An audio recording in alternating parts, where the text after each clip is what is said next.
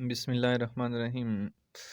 आज का हमारा टॉपिक यानी कि हमने एक्सरसाइज करना है पोएम अपॉर्चुनिटी का। तो आए एक्सरसाइज की तरफ। फर्स्ट है choose the correct option to describe opportunity the poet has employed the technique of. इसमें ऑप्शन सी आता है personification. By using the contextual clues the words closest in meaning to the phrase reel from is dash. Option A upset about। तीन three पे आ जाए। Dust reel from right distribution below in this line which letter technique is used। यहाँ पे option A है alliteration. Alliteration किस चीज़ को कहते हैं?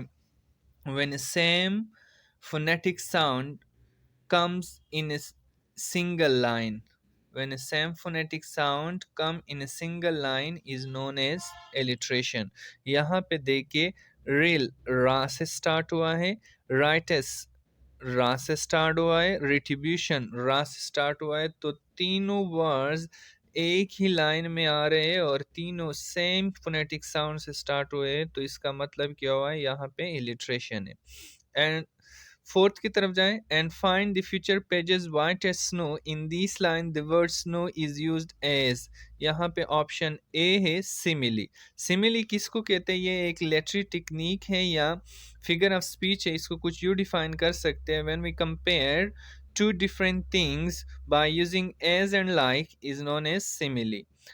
जब हम कोई दो मुख्तलिफ शियों को अशिया को हम कंपेयर करते हैं और उसके लिए हम कौन से वर्ड्स यूज़ करते हैं, लाइक या एज इस्तेमाल करते हैं, तो वहाँ उस कंपैरिजन को क्या कहते हैं? Simile. It is also known as indirect comparison. इसको इनडायरेक्ट कंपैरिजन भी कहा जाता है। फिफ्थ पे चले जाएं। फिफ्थ है the mood of poem opportunity is dash. यहाँ पे आ जाएगा ऑप्शन ए होपफुल। नेक्स्ट है वोकैबुलरी। वोकैबुलरी में जाएं। First a look at the words in the table below beside its surface meaning these words have been purposely used to give depth to the meaning of the poem. Consult a dictionary for its latter sense and try to find out its conceivable connotation।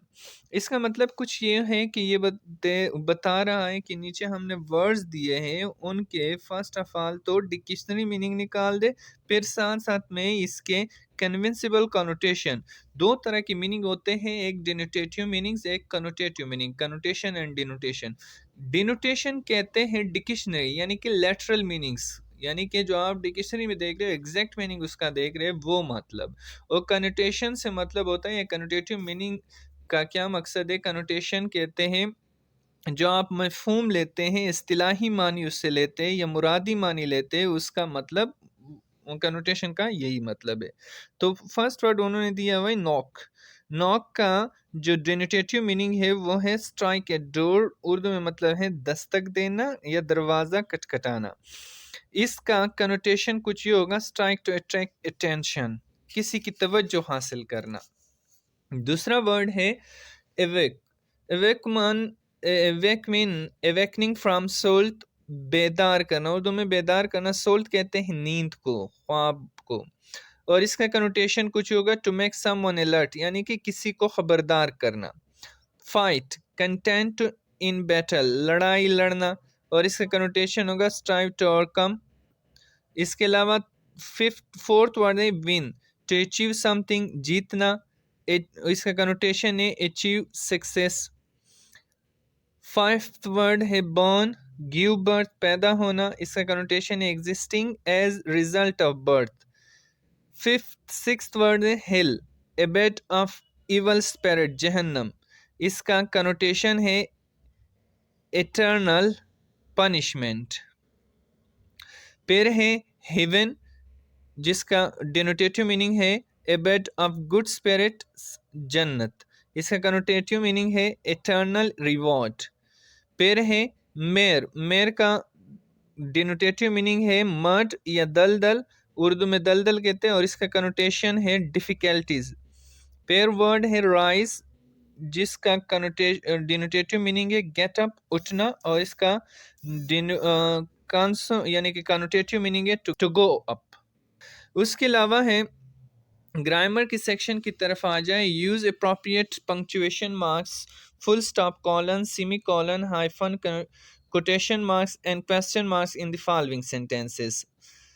वो इस सवाल का मकसद है कि आपको नीचे sentences दिए गए हैं, इसमें प्रॉपरली आप यानी कि मौजू रमूज अवकाफ लगाकर उसको पूर करें। फर्स्ट ऑफ ऑल तो आप पंक्चुएशन मार्क्स कहते किसको है, पंक्चुएशन का मकसद क्या है? पंक्चुएशन का वही फंक्शन है जो मैथमेटिक्स में यानी कि डिवीजन, मल्टीप्लिकेशन, सब्ट्रैक्शन और एडिशन के साइंस का है।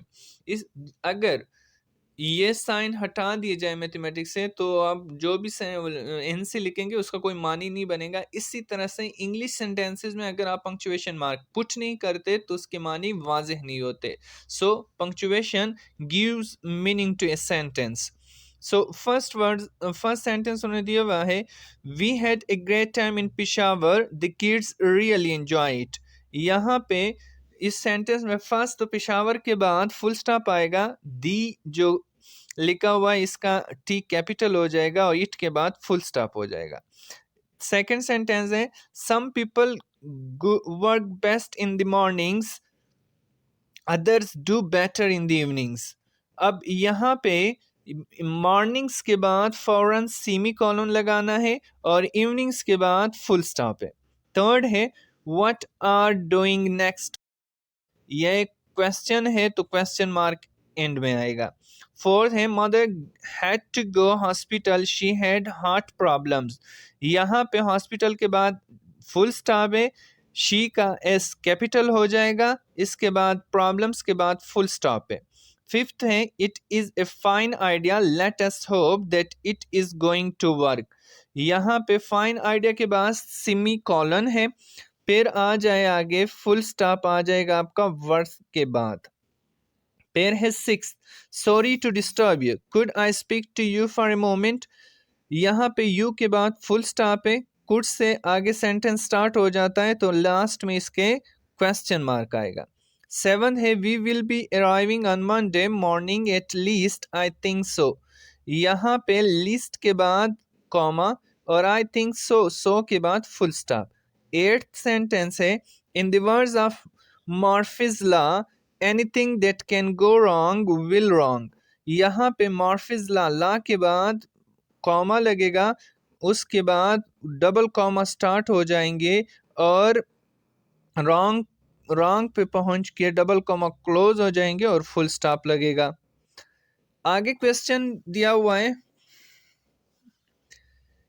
place the appropriate marks selecting dash, ellipses or brackets where needs in the following sentences, cross out any misplaced marks if the sentence is correct as written, indicate with a C। इस question का मकसद क्या है? यहाँ मकसद है, यहाँ पे आपको 3 मजीद पंक्चुएशन मार्क्स दिए गए हैं, उसमें कौन से हैं? डैश, एलिप्सिस और ब्रैकेट्स है। उसमें आपने क्या करना है, वो कह रहा है अगर कहीं पे पंक्चुएशन मार्क दिए गए सेंटेंसेस में गलत लगे तो उसको क्रॉस कर दे, और अगर कहीं पे कोई सेंटेंस करेक्टली पंक्चुएटेड है तो उसको आगे सी लिख दे। तो आए फर्स्ट सेंटेंस की तरफ, I am excited about the party yet.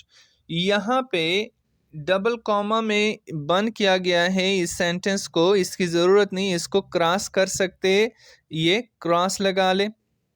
Second sentence है, I had never met him before last night when he came to my house, Aslam explained। इसके आगे सी लिख दे, ये करेक्ट सेंटेंस है। थर्ड पे आ जाए, I remember a time when everyone used to quote famous ask not what your country can but what you can do for your country। इसके आगे भी सी लिख दे क्योंकि ये भी करेक्ट पंक्चुएटेड है। फोर्थ पे आ जाए, Tariq hesitate at first but then he said well you are welcome to stay in the guest room। इसके आगे भी सी लिख दे, ये करेक्ट पंक्चुएटेड है। फिफ्थ पे जाए, all the children, 6 sisters two half sisters and four sisters and two brothers were at their parents home for celebration. यहाँ पे कुछ है, यहाँ पे आप देखिए all the children, children के आगे आप डैश लगा दे, six sisters, sisters के बाद ब्रैकेट स्टार्ट हो जाएगा, two half sister and four sister bracket close हो जाएगा, and two brother were at their parents home for celebration. तो ये इस तरह से करेक्ट पंक्चुएटेड हो जाएगा. नेक्स्ट है C question, correct the paragraph by adding appropriate punctuation and capitalisation. इस ये पैराग्राफ दिया गया है, इसमें ये वो कह रहा है कि इसको पंक्चुएट करें, यानी कि करेक्टली पंक्चुएट कर ले, और जहाँ पे कैपिटलाइजेशन की ज़रूरत है उसको कैपिटल कर ले. फर्स्ट है आतिफ का एक कैपिटल हो जाएगा, is one of the most laid back, laid back people, people के बाद comma, I know full stop. He जो है ही का एच कैपिटल हो जाएगा, is tall and slim with black hair, hair के बाद comma, and he always wears a T shirt and black jeans, jeans के बाद फुल स्टॉप. हीज का एच कैपिटल हो जाएगा, jeans have hole in them comma, and he football boots are scruffy too, too के बाद full stop. ही फिर capital हो जाएगा, एच कैपिटल हो जाएगा, he usually sits at the classes comma, and he often seem to be asleep full stop. However का H capital हो जाएगा, and the exam result are given out comma, he always gets an A, A को double commas में बंद किया जाएगा, उसके बाद फुल स्टॉप लगेगा. आई डोंट थिंक, आई को कैपिटल किया जाएगा, I don't think he is as lazy as he appears to be, B के बाद full stop. That's your exercise and thanks for listening me. Okay, goodbye, Allah Hafiz.